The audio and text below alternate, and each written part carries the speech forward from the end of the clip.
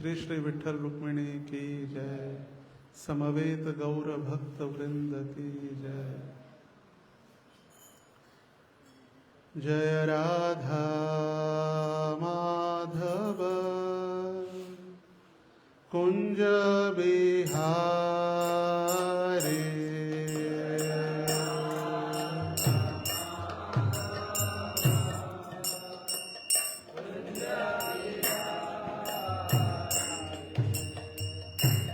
राधा माधव कुंज बिहारी।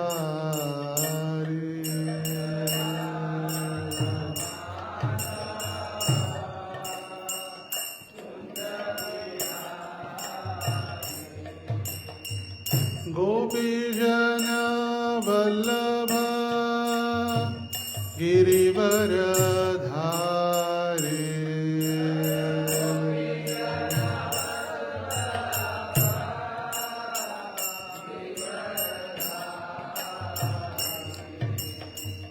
गोपीजन वल्लभ गिरिवर धारी।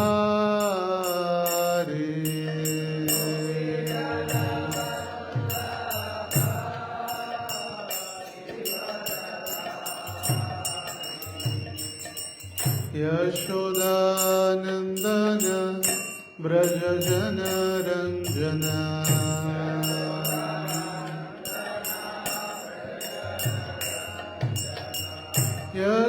यशोदानंदन ब्रज जन रंजन।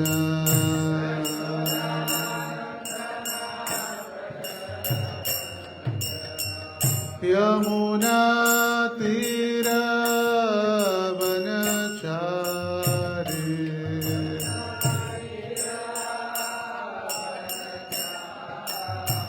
यमुना तीर वनचारी।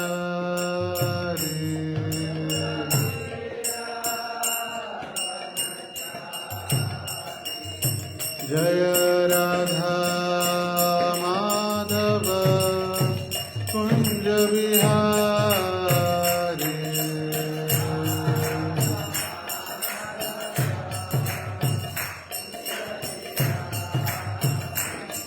जय राधा माधव कुंज बिहारी।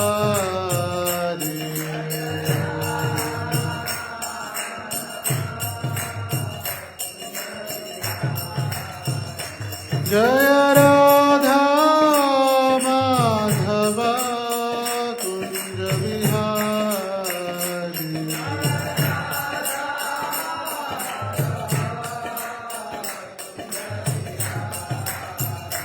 जय गोपीजन वल्लभ गिरिवर धारी।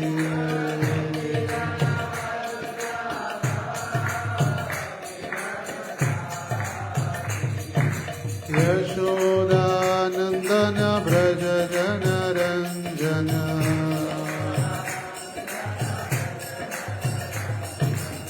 यशोदानंदन ब्रज जन रंजन।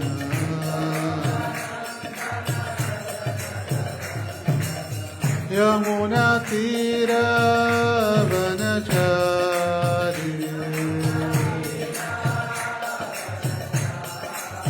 यमुना तीर वनचारी।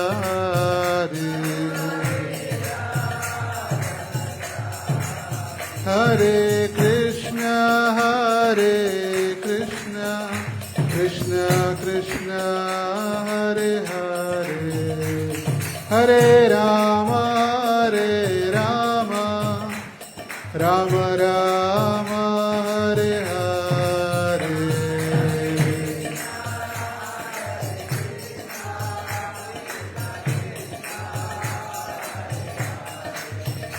हरे राम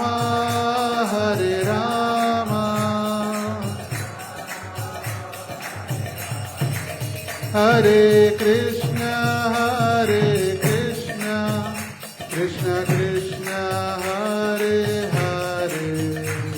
हरे राम राम हरे हरे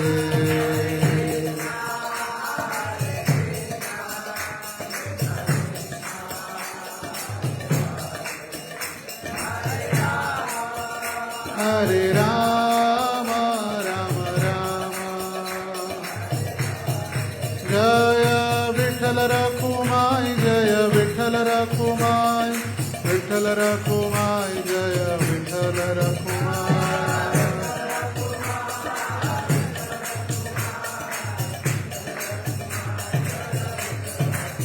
जय रुक्मिणी द्वारकाधीश रुक्मिणी द्वारकाधीश रुक्मिणी द्वारकाधीश जय रुक्मिणी द्वारकाधीश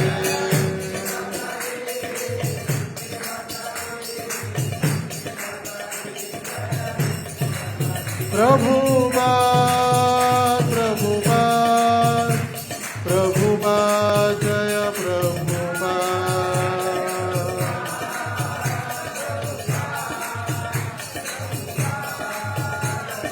निताई गौर हरि बोल हरि बोल हरि बोल गौर हरि बोल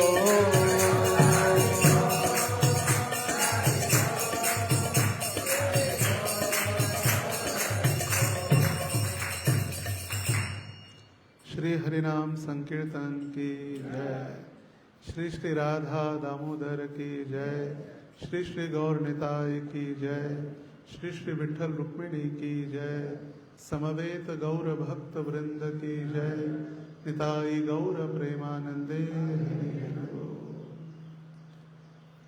ओम नमो भगवते वासुदेवाय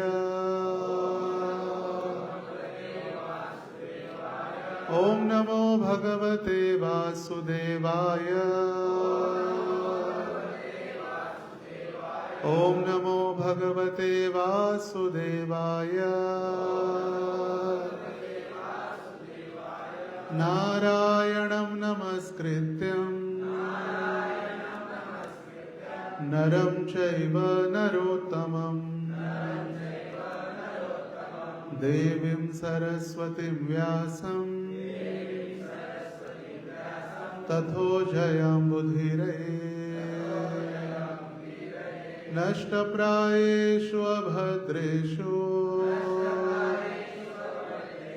नित्यं भागवत सेवया भगवते उत्तम श्लोके भक्तिर्भवति नैष्ठिकीम् कृष्णाय वासुदेवाय देवकी नंदनाय च नंदगोपः कुमाराय गोविंदाय नमो नमः हरे कृष्ण सर्व भक्तांचं स्वागत आहे आजच्या या श्रीमद भागवत कथेसाठी आज विशेष असा दिवस रुक्मिणी द्वादशी माता रुक्मिणीचं प्राकट्य किंवा माता रुक्मिणीचा आविर्भाव रुक्मिणी जयंती आणि रुक्मिणी द्वादशी तर रुक्मिणी माता आजच्या दिवशी या भौतिक संसारामध्ये प्रकट झाले आणि म्हणून आपण आज विठ्ठल रुक्मिणी मंदिरात प्रवचन करत आहे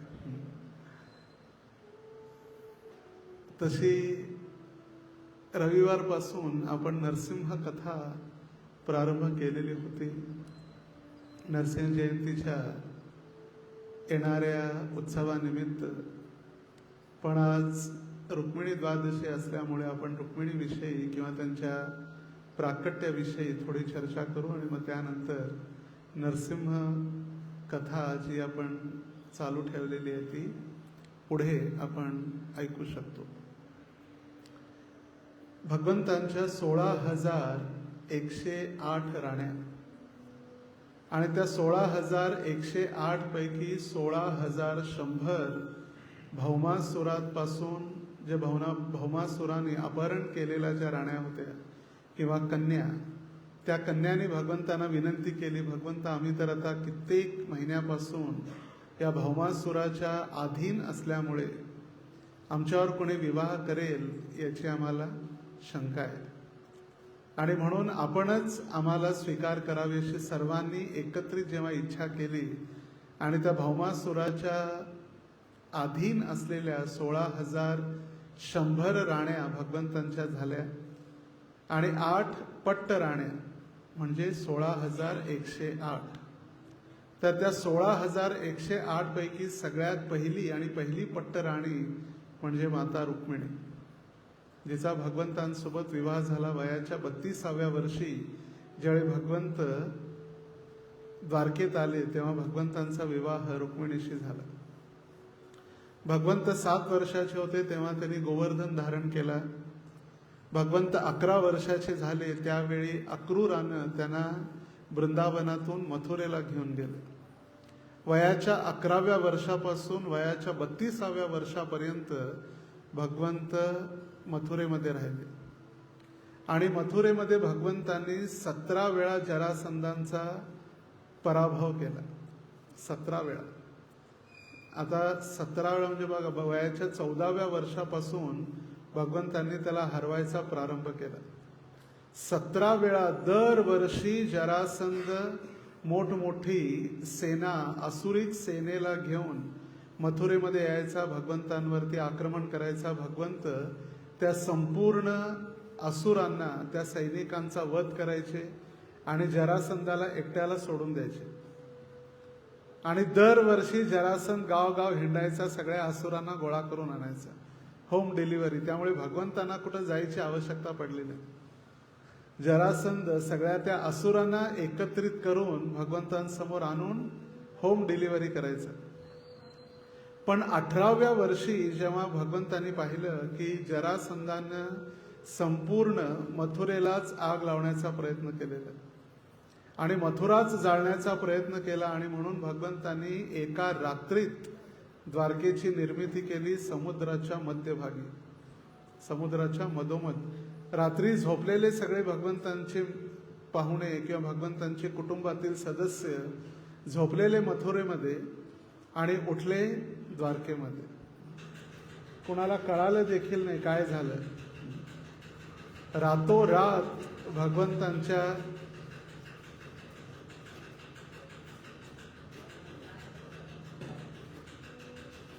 हरे कृष्णा कृष्णा कृष्णा हरे हरे, हरे राम राम राम हरे हरे. आपल्या भक्तांची अडचण आहे. बाहेरचे लोक शांत बसतात, आपले भक्तच शांत बसत नाही. मंदिरमध्ये जप करते वेळी असो, कथेमध्ये असो, सगळे बटणं ठक ठक ठक ठक दररोजचं चालू झालेलं आहे नवीन. आता जशी गरमी वाढली, एकतर वेळेवर यायचं नाही. कथेमध्ये एकतर प्रवक्ता येण्या अगोदर येणं नियम आहे आणि आले जरी वेळाने आले, काही कारणास्तव आल्यानंतर शांत बसणं आवश्यक आहे. एवढ्या सगळ्यांचं जे मन विचलित करण्याचं पाप त्या व्यक्तीला भोगावं लागतं. एकदा आम्ही व्यासासनच्या मागे बसलेलो प्रवचन ऐकण्यासाठी, तर परमपूज्य राधारमण महाराज म्हणाले, तुम्हाला पालीचा जन्म भेटेल जर पाठीमागं बसला तर, समोर बसून कथा ऐका. त्यामुळे वैदिक नियम प्रभुपादांनी आपल्याला, प्रभुपादांजवळ वेळ कमी होता त्यामुळे प्रभुपादांनी सगळं सांगितलं नाही, पण आपण या सर्व नियम आपल्यासाठीच आहेत. आणि विशेष करून हे सगळे नियम गृहस्थांसाठी आहेत. कारण जे संसारामध्ये वेगवेगळ्या आसक्तीमध्ये अडकलेले आहेत. ब्रह्मचारी आणि संन्यासीने तर सगळं सोडूनच दिलेलं आहे. आणि संन्यास तर असा आहे की संन्यास होण्याच्या आदल्या दिवशी त्यांनी स्वतःचीच पिंडदान आणि स्वतःचेच अंतिम संस्कारची क्रिया केलेली असते, स्वतःच मरण्या अगोदरच. तर या ठिकाणी जे पट्ट राण्या भगवंतांच्या 16,108, 17 वेळा जरासंधानं आक्रमण केलं मथुरेवरती आणि 18व्या वेळी ज्यावेळी अग्नी पाहिली भगवंतांनी, रातोरात द्वारकेची निर्मिती केली आणि भगवंत द्वारकेमध्ये द्वारकाधीश झाले. त्यावेळी त्यांची आयु होती 32 आणि त्यावेळी वयाच्या 32व्या वर्षी भगवंतांचा विवाह रुक्मिणीशी झाला. पहिली राणी, आणि मग त्यानंतर बाकीच्या राण्या, लक्ष्मणा, नंतर सत्यभामा, जांबवती इत्यादी सर्व राण्या ज्या होत्या 8, त्या राण्यांचा विवाह झाला. तर शास्त्रात वर्णन आहे की डावीकडं भगवंतांच्या जी राधा राणी आहे आणि उजवीकडं भगवंतांच्या चंद्रावली असते. राधा राणी आणि चंद्रावली दोघंही 36चा आकडा आहे. दोघंही एक दुसऱ्याच्या ग्रुपमध्ये कधी जात नाहीत. इतकंच काय तर आपले वैष्णव आचार्य जे आहेत, रघुनाथ दास गोस्वामी इत्यादी, ते मंजरी आहेत भगवंतांच्या धामामध्ये. तर ज्या ठिकाणी चंद्रावलीची एरिया किंवा ज्या ठिकाणी चंद्रावलींची लीला भगवंतांसोबत होते, राधा राणीच्या मैत्रिणी आणि मंजरी त्या ठिकाणी जात सुद्धा नाहीत. आवाज कमी करत. त्या ठिकाणी जात सुद्धा नाहीत, एरियामध्ये सुद्धा जात नाहीत, एवढी 36 आहे. हे भगवंतांचं दिव्य लीला आहे. ते भौतिक जगातील भांडण नाही आहे, भगवंतांविषयी असलेलं प्रेम. रघुनाथ दास गोस्वामी गिरिराजची परिक्रमा करायचे दररोज, आणि गिरिराजच्या मागे जिथं आपण दान घाटी आहे, दान घाटीतून पुढे गेल्यानंतर डाव्या बाजूला कोमल आश्रम, माहेश्वरी आश्रम, हे सगळे डाव्या बाजूला आहेत. त्याच्या मागे सुंदर उद्यान असायचं फुलांचं.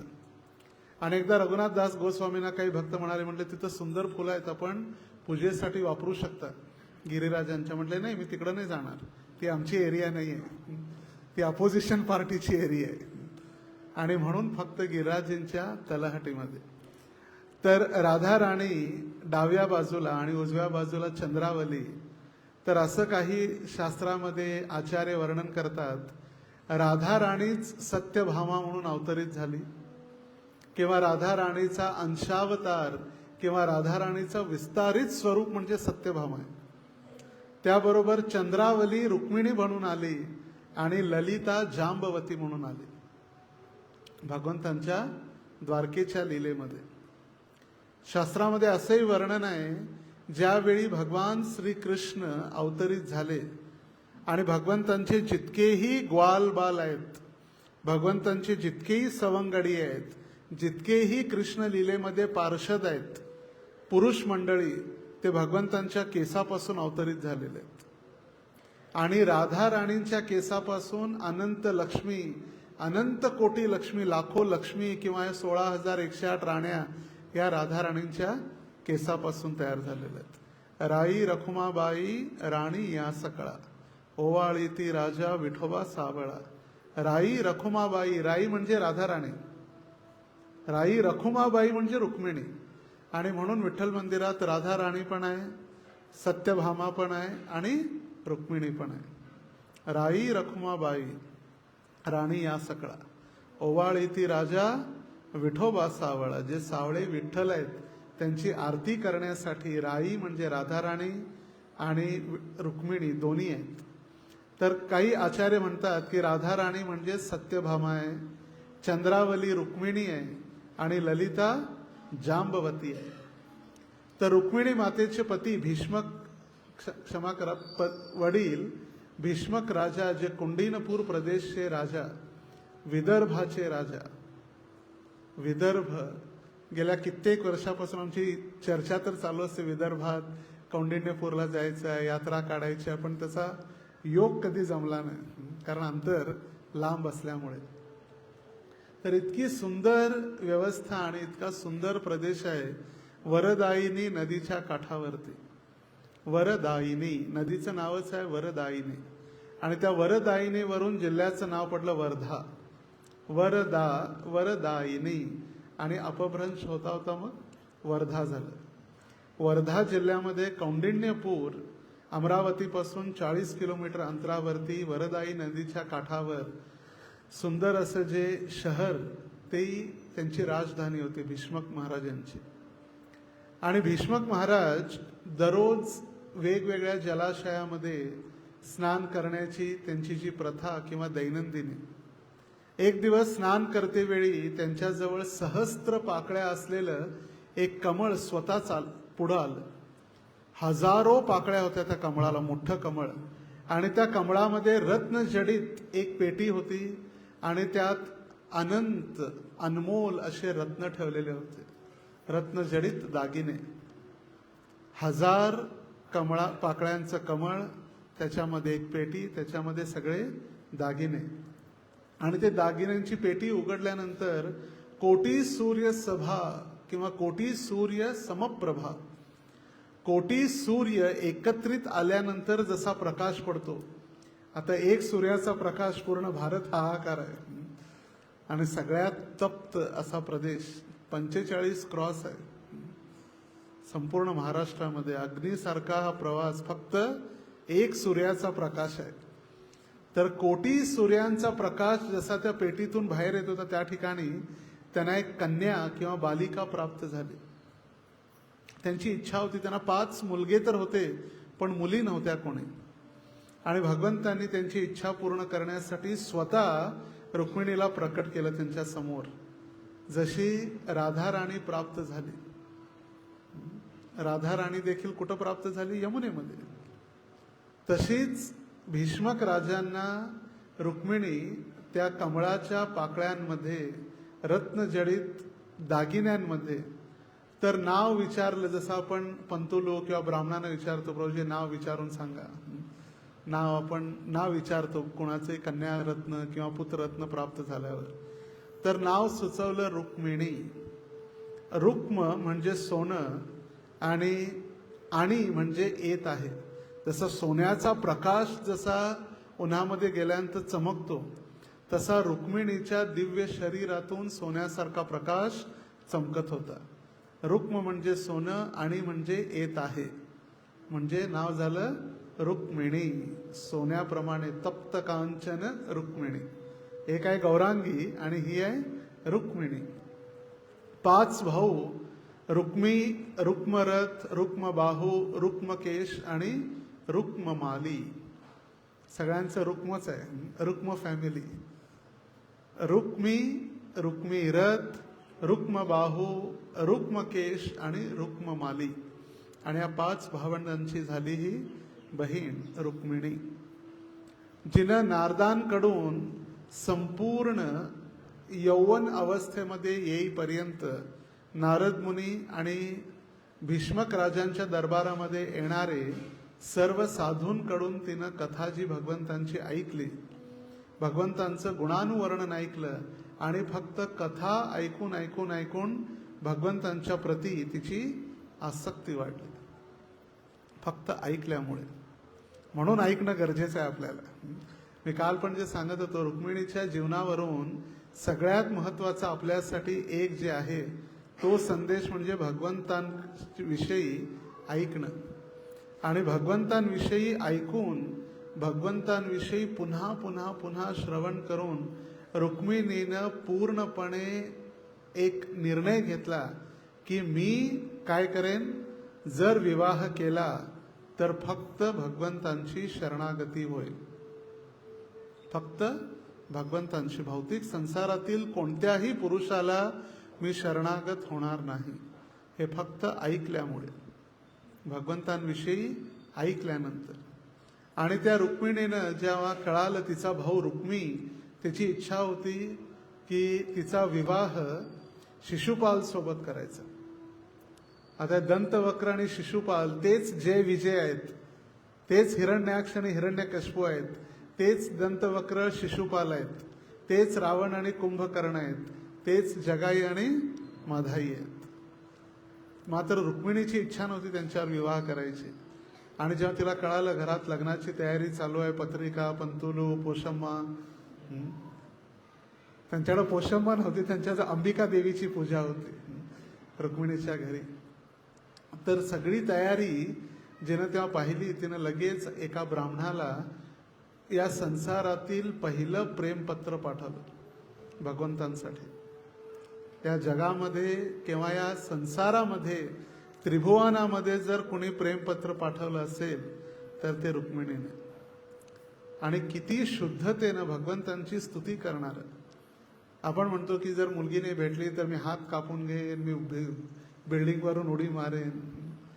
पण ज्यावेळी सीतेचं अपहरण झालं, भगवंतांनी प्रेमाचं प्रतीक समुद्रावरती पूल बनवलं. समुद्रावरती, एका घरावरून दुसऱ्यावर जाण्यासाठी नाही, समुद्रामध्ये पूल बनवला. आणि इथं जे रुक्मिणीने पत्र लिहिलं, इतकं प्रसिद्ध पत्र आहे. हा भागवतचा दशमस्कंद 52वा अध्याय. आणि इतकी सुंदर प्रार्थना, श्लोक संख्या 37 पासून रुक्मिणी प्रार्थना करते. रुक्मिणी म्हणते, श्रुत्वा गुणान भुवन सुंदरम शृण्वताम थे निर्विश्य कर्ण विवरे हरतोंग तापम रूपम दृशा दृशित मखिलार्थ लाभम त्वय्याच्युत विशती चित्तपत्रम मे. आणि ते ब्राह्मण पत्र घेऊन गेल्यानंतर भगवंतांनी त्याचं आदरातिथ्य केलं, चरण धुतले, त्यांना बसण्यासाठी आसन दिलं, चरण धुतलेलं जल आपल्या डोक्यावरती शिंपडलं. द्वारकाधीश द्वारकेमध्ये. इथं रुक्मिणीला चिंता वाटत होती, ब्राह्मण पोचला की नाही, अजून भगवंत आले नाही, लग्नाची दिवस हळूहळू जवळ येऊ लागलेले आहेत. आणि किडनॅप करायचं प्लॅन सुद्धा रुक्मिणीनेच दिलेला. कसं किडनॅप करायचं पूर्ण सेटिंग रुक्मिणीनेच दिलेली होती. शेवटी एका राजाची कन्या आहे, घाबरणारी नाहीये, भीतीपोटी घाबरून किंवा शांत होणारी नाही. भीष्मक राजाची राजकन्या. रुक्मिणीने जे पत्र लिहिलं आणि तो ब्राह्मण जेव्हा भगवंतांसमोर पोचला, रुक्मिणी म्हणते, हे संपूर्ण जगताचे सौंदर्य, आपण इतके गुण आपल्याविषयी ऐकून ऐकून ऐकून त्या कानाच्या रंध्राने माझ्या हृदयामध्ये जेव्हा आपले गुण ऐकले, त्यावेळी मला शरीरात जो कष्ट होतं, ताप होतं, ते पूर्णपणे आता नष्ट झालेलं आहे. कर्णरंध्रेन हरतो अंग तापम. जे शरीरामध्ये ताप आहे, हा भौतिक जगातला ताप नाही, डोक्यावरती किंवा अंगावरती येणारा, हा भौतिक संसाराचा भवरोगाचा ताप नष्ट झालेला आहे. आणि आपल्या सौंदर्याविषयी ऐकून मी इतकी आकृष्ट झालेली आहे आणि माझ्या सर्व इच्छा पूर्ण करणारे आपणच आहात. आणि म्हणून निर्लज्ज अवस्थेमध्ये मी काय करत आहे, आपल्यासाठी पत्र लिहित आहे. मला या आणि मला माझं अपहरण करा, घेऊन जा. आणि वेळ ठरली लग्नाचे. लगेच ताबडतोब हे पत्र ऐकल्यानंतर भगवंत रातोरात निघाले. ब्राह्मण संध्याकाळच्या वेळी पोचला द्वारकेला आणि भगवंत रातोरात आपला रथ घेऊन निघाले. एका रात्रीत द्वारकेहून कौंडिण्यपूरला आले भगवंत. आणि सकाळच्या वेळी अंबिकाचं मंदिर आहे, अंबादेवी मंदिर. त्या अंबादेवी मंदिरामध्ये रुक्मिणी अंबिकाचं दर्शन घेण्यासाठी लग्न समारंभात जाण्या अगोदर अंबिकाचं दर्शन घेण्यासाठी गेलेले होते. आणि रस्त्यावरती दोन्ही बाजूला सगळे राजे महाराजे तिचं लग्नामध्ये भाग घेण्यासाठी, शिशुपाल हे सगळे, त्यांच्या जाती जमातीतले सगळे, असुरकुल सगळे आनंदाने थांबलेले होते. आणि जशी रुक्मिणी आली, तिचं सौंदर्य बघून सर्वजण मोहित होऊन मूर्छित झाले, चक्कर येऊन पडले तिची सुंदरता बघून. कारण का पहिल्यांदा रुक्मिणीची इतकी सुंदरता सर्व या आसुरिक लोकांनी पाहिलेली होती. जशी सीता माता 5 वर्षाची होती आणि ते धनुष्य, शिवधनुष्य उचलून आरामात खेळायचे. त्यामुळे जनक महाराजांना चिंता होती की लहान असून उचलते, मोठमोठ्या सैनिकांना, सेनापती 4-4, 5-5 लोकांना हालत नाही, माझ्या मुलीशी विवाह कोण करणार. आणि इथं इतकी सुंदरता, भीष्मक राजांची इच्छा होती की द्वारकाधीशांसोबत विवाह व्हावा. पण आता घरातला मोठा मुलगा रुक्मी, त्याच्या पुढे जाणं कठीण होतं. रुक्मीचा दबदबा होता घरात, दादागिरी. म्हटलं बहिणीचा विवाह होणार तर फक्त शिशुपाल सोबतच. म्हटले कोण कृष्ण, कोण द्वारकाधीश. ना त्याच्या जातीचा पत्ता आहे, ना त्याच्या आई वडिलांचा पत्ता आहे, ना तो क्षत्रिय आहे, ना वैश्य आहे. कोण म्हणतं तो देवकीचा पुत्र आहे, कोणी म्हणतो तो यशोदेचा आहे, कोण म्हणतात नंद महाराजांचा आहे, कोण म्हणते वसुदेवांचा आहे. वसुदेवांचा असला तर क्षत्रिय आहे आणि नंद बाबांचा असला तर वैश्य आहे. ज्याच्या जातीचा पत्ता नाही, धर्मांचा पत्ता नाही, त्याला कोण आपली बहीण देणार आहे. म्हटलं मुळीच नाही, माझ्या बहिणीला मी त्याला देणार नाही. आता मोठ्या मुलाच्या भीतीनं ते शांत होते. आणि आता हे सगळे राजे आनंदाने मूर्छित होऊन पडले तिचं सौंदर्य पाहिल्यानंतर. त्यावेळी रुक्मिणी मंदिरातून बाहेर येत होती आणि तिला कळत होतं की आता हृदयापासून जे हृदयाचे ठोके डायरेक्ट दिल से म्हणतो ना आपण, दिल से कनेक्शन, आणि भगवंत आलेलं हे कळालं त्यावेळी रुक्मिणीनं खिडकीतून तिनं पलायन केलं, खिडकीतून उडी मारली आणि भगवंतांनी तिला किडनॅप केलं। आजही ते अंबिकेचं मंदिर आहे, आजही ती खिडकी आहे जिथून भगवंतांनी रुक्मिणीचं किडनॅप केलं। आता एक 10-15 दिवसापूर्वी होतो मी अमरावतीमध्ये, कौंडिण्यपूरमध्ये। जेव्हाही मी अमरावती नागपूर भागात जातो त्यावेळी कौंडिण्यपूर आवर्जून, त्या कौंडिण्यपूरमध्ये अगोदर काही नव्हतं, जंगल होतं, पण आता सुंदर मंदिर आहे। आपल्या इस्कॉन मंदिरासाठी 5 एकर जागा आहे आणि विशेष करून फक्त एक कुटुंब, आपल्या सोलापूरमध्ये 600 भक्त आहेत दीक्षित, तर 500 कुटुंब तरी असतील संपर्कात आलेले। तिथं एक कुटुंब, अक्रूर प्रभू, त्यांची पत्नी, त्यांचा 2 मुलं, एक कुटुंब पूर्ण डेव्हलप करतात। एक कुटुंब 5 एकर जागा घेतली, मंदिर बनवलं, आता 6 एकर जागा वेगळी घेतली, 3 एकर घेतली, गुरुकुल चालू केलं, गेस्ट हाऊस चालू केलं। आणि विशेषतः आपल्या भूमीमध्ये जी प्राप्त झाली त्या ठिकाणी रुक्मिणी द्वारकानाथ आहेत, कारण 25 वर्षापूर्वी अमरावतीमध्ये रुक्मिणी द्वारकाधीशांची स्थापना झालेली आहे। 25 वर्षापूर्वी आपल्या झोनमधले सगळ्यात पहिले विग्रह बरोबर 2001 नोव्हेंबरमध्ये कार्तिक रुक्मिणी द्वारकाधीशांची स्थापना झाली। त्यानंतर 2003 राधा गोविंद देव बीडमध्ये 2 नंबरचे आपल्या झोनमध्ये, नंतर 3 राधाष्टमी 2004 राधा पंढरीनाथ, नंतर मग हळूहळू राधा गोपाल 2009 नित्यानंद त्रयोदशी, मग राधा गोविंद, मग नंतर राधा दामोदर, हे सगळे एक एक एक एक एक एक विग्रह प्रकट झाले। तर सगळ्यात पहिले अमरावतीमध्ये रुक्मिणी द्वारकाधीश, आणि अंबा नगरी म्हणून प्रसिद्ध आहे अमरावती, आंब्यासाठी नाही, अंबा देवीसाठी। अंबा देवींचं मंदिर एक अमरावतीमध्ये सुद्धा आहे, ज्या ठिकाणी रुक्मिणी भीष्मक राजा त्या देवीचं पूजन करायचं, आणि एक रुक्मिणीच्या जन्मस्थानी कौंडिण्यपूरमध्ये देखील आहे, जिथून रुक्मिणीचं किडनॅप झालं। तर महाराज असं म्हणतात की ज्यावेळी भगवान श्रीकृष्ण द्वारकाधीश रुक्मिणीचं अपहरण करण्यासाठी ज्यावेळी आले, त्यांच्या गळ्यामध्ये कदंबाच्या फुलांची माळा होती, वैजयंती माला। त्या वैजयंती माळेमध्ये कदंबाची फुलं होती, आणि ती फुलं जिथं पडली तिथं कदंबाचे झाड आहेत, आणि ते झाड इस्कॉनच्या भूमीमध्ये आहे। आसपास कितीही दूर दूरपर्यंत कदंबाचं झाड नाही, कदंबाचं झाड वृंदावनात आहे, आणि ते भगवंतांच्या गळ्यात हार असल्यामुळे ते अगदी जपून ठेवलेलं आहे। आपण झाड मोठंच्या मोठं वटवृक्ष आहे, त्याला आपण सांभाळून ठेवलेलं आहे इस्कॉनच्या भूमीमध्ये।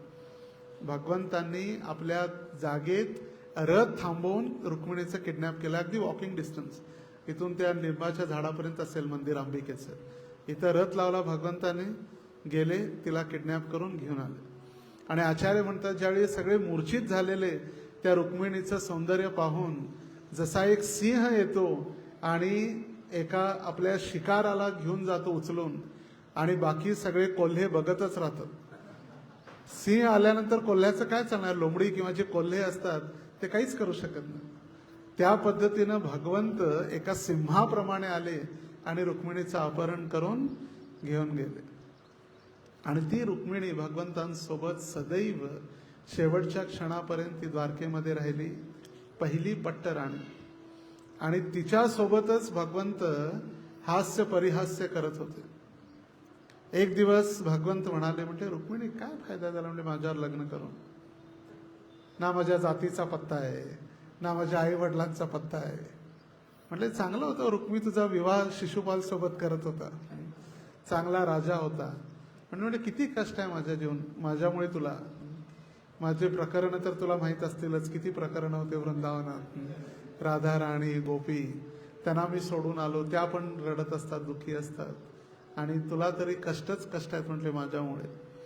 आणि त्या दिवशी रुक्मिणी अगदी दुःखी होऊन रडू लागली आणि म्हटली, तुम्हाला जर समजायचं असेल, म्हटले तुम्ही स्वतःला समजू शकत नाही, तुम्हाला जर स्वतःला जाणून घ्यायचं असेल त्यासाठी फक्त आम्ही दोघी जाणू शकतो, एक तर श्रीमती राधाराणी आणि दुसरी मी, आणि माझ्यापेक्षा जरी जास्त जाणणारी असेल ती राधाराणी आहे, कारण तिनं तुमची विरह भक्ती आस्वादन केलेलं आहे, परकीया भावे जहां ब्रजे ते प्रचार. तुम्ही तर माझ्यासोबत दररोज आहे, ती तर तुमच्या अनुपस्थितीमध्ये तुमची अहेतुकी भक्ती अशी करते की तिच्या भक्ती समोर माझी श्रेष्ठता काहीच नाही. स्वकीय भाव आणि परकीय भाव. स्वकीय म्हणजे आपण सोबत राहतो तेव्हा, परकीय म्हणजे त्यांच्या अनुपस्थितीमध्ये प्रेम अगदी उत्कंठित होऊ लागतं. त्या व्यक्तीची फोटो किंवा त्या व्यक्तीची एखादी वस्तू जरी पाहिली तरी त्याची आठवण अगदी तीव्रतेने होते. आणि हे जेव्हा रुक्मिणीने सांगितलं, म्हटले दोन व्यक्ती, एक तर राधाराणी आणि दुसरी मी. आणि त्यावेळी भगवंतांनी निर्धार केला, राधा राणींचा भाव, राधा राणींची ती द्युती, राधा राणींची अंगकांती घेऊन मी अवतरित होईन. गौरांग महाप्रभू अवतरित होण्याचं कारण आपण म्हणतो की अद्वैत आचार्य आहेत, त्यांनी बोलवलं निश्चित आहे, पण सगळ्यात पहिला अवतार घेण्यामागचं कारण रुक्मिणी आहे. ज्या रुक्मिणीने त्यांना सांगितलं, म्हटले तुम्ही तुम्हाला ओळखू शकत नाही, ती श्रीमती राधाराणी किंवा मी, आम्हाला माहिती आहे आम्ही किती तुमच्याबद्दल प्रेम आणि आसक्ती आहे. आणि त्या प्रेमाचं आस्वादन करण्यासाठी भगवंत चैतन्य महाप्रभू जे अवतरित झाले त्याचं श्रेय रुक्मिणीला आहे. रुक्मिणीमुळेच चैतन्य महाप्रभू अवतरित झाल्यानंतर भगवंतांना कळालंच नसतं. जशी नशा आहे, नशा, दारूची नशा आणि अहंकाराची नशा, त्या व्यक्तीला सोडून सगळ्यांना माहित आहे. त्या व्यक्तीला सोडून सगळ्यांना कळते की दारूची नशा त्याला चढलेली आहे. आणि तशीच अहंकाराची नशा आहे. आता या भगवंतांच्या भक्तीची नशा किंवा प्रेमाची नशा आहे, तर भगवंतांकडे मिथ्या अहंकार नाहीये, सत्य अहंकार म्हणजे प्रेम आहे. प्रेमाम पुमार्थो महान, धर्म अर्थ काम मोक्ष आणि पंचम पुरुषार्थ आहे प्रेम. त्या प्रेमाचं रसास्वादन भगवंतांना कसं कळणार आहे? भगवंतांना स्वतःमध्ये किती प्रेम आहे हे कसं कळणार? जेव्हा दुसरा त्याच्यावर प्रेम करेल तेव्हाच कळणार ना. आणि त्यासाठी भगवंतांनी रुक्मिणीच्या सांगण्यावरून किंवा रुक्मिणीची ते भावना ऐकून राधा राणींचा अंगकांती, राधा भाव द्युती सुवलितम नवमी कृष्ण स्वरूपम. कृष्णदास कविराज गोस्वामी चैतन्य चरितामृतच्या सुरुवातीलाच वर्णन करतात, राधा भाव द्युती सुवलितम. राधा राणीचा भाव, द्युती म्हणजे अंगकांती, रंग. राधा राणीची भावना, राधा राणीचा अंगकांती घेऊन जे अवतरित झाले साक्षात कृष्ण, तेच आहेत चैतन्य महाप्रभू. तर आपल्याला नरसिंह भगवंतांकडे पण थोडं जाणं आवश्यक आहे, कारण नरसिंह भगवंतांचं प्राकट्य आपल्याला गुरुवारी करायचं आहे. आणि ते प्राकट्य करण्या अगोदर हिरण्यकशिपूंनी प्रल्हादांना दिलेले कष्ट आपण काल ऐकले. कशा पद्धतीनं हिरण्यकशिपूने अगदी प्रल्हाद महाराजांचं जीवन कष्टमय करून सोडलेलं होतं. त्राही त्राही झालेली होती.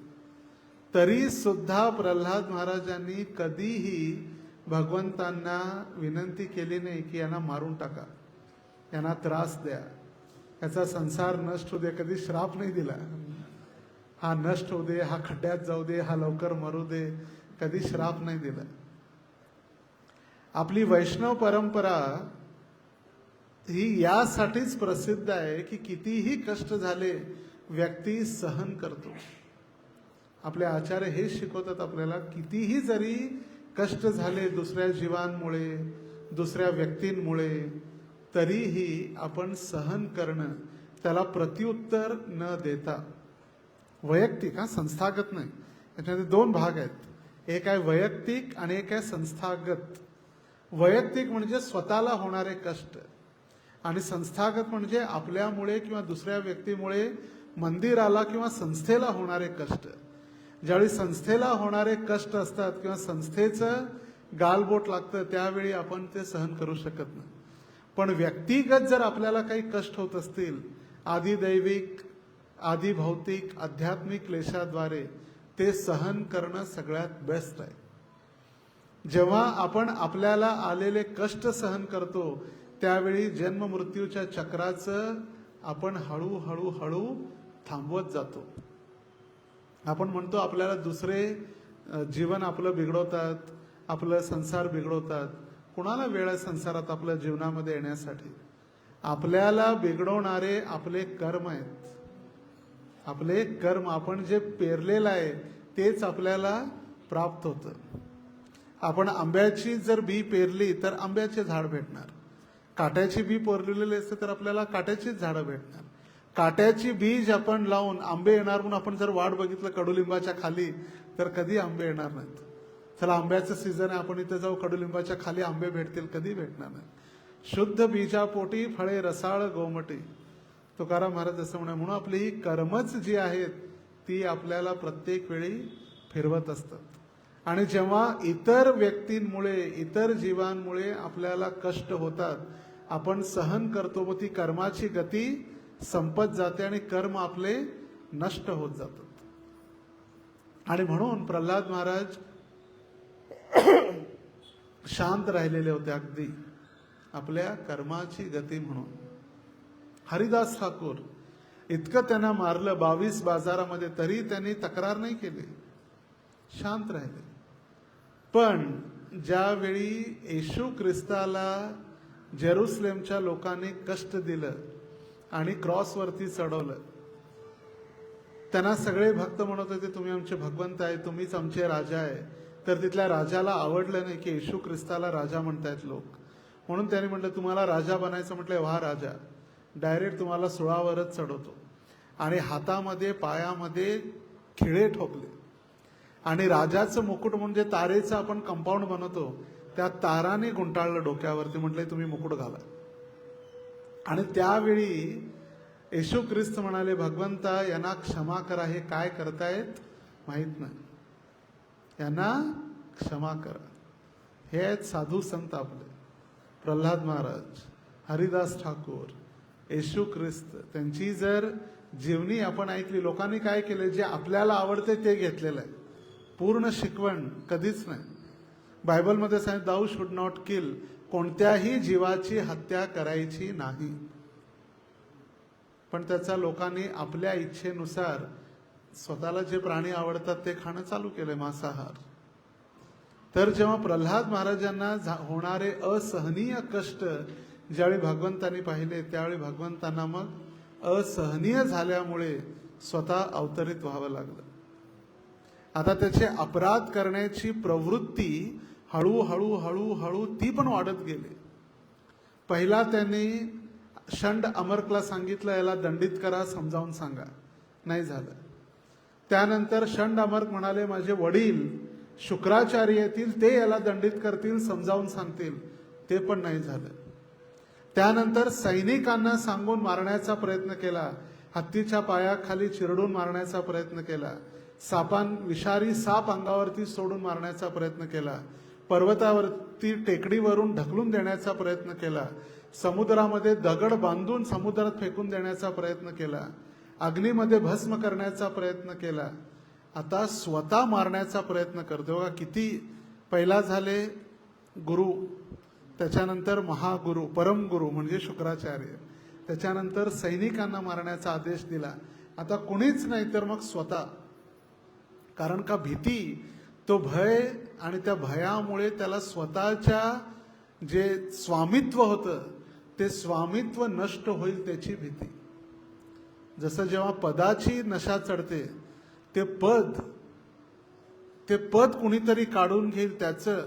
माने दैन्य भयम खले नृपु भयम रूपे जराया भयम, त्याचं भय जे आहे संसारामध्ये, रूपे जराया भयम माने दैन्य भयम खले नृपु भयम एक एवं भयम ही मृत्यूम, चाणक्य पंडित म्हणतात. ज्याला मानाची अपेक्षा आहे त्याला जर कोणी काय म्हटलं आणि त्याला नम्र बनव, त्याला भीती वाटते. अरे माझ्या पुढे गेला तर काय होईल, माझं काय होणार, मेरा क्या होगा अगर वो आगे चला जाएगा तो. माने दैन्य भयम खले नृपु भयम, राजा आहे आणि त्या राजाला जर पुत्र झाला नाही तर कुलदीपक पुढं सत्ता चालवणार कोण, एवढं मोठं साम्राज्य पुढं कोण घेऊन जाणार, त्याची भीती. खले नृपु भयम जराया भयम, जो भोगी व्यक्ती आहे त्याला भीती आहे आजारपणाची. जराया भयम, आजारपण आणि म्हातारपण. त्याला संसारात भोग करायचं, त्याला जर म्हातारपण आलं तर कसा भोग करणार? तर चाणक्य पंडित भौतिक संसारामध्ये असे कित्येक भय आहेत, पण सगळ्यात मोठं भय मनुष्याने समजलं पाहिजे ते आहे मृत्यूचं भय.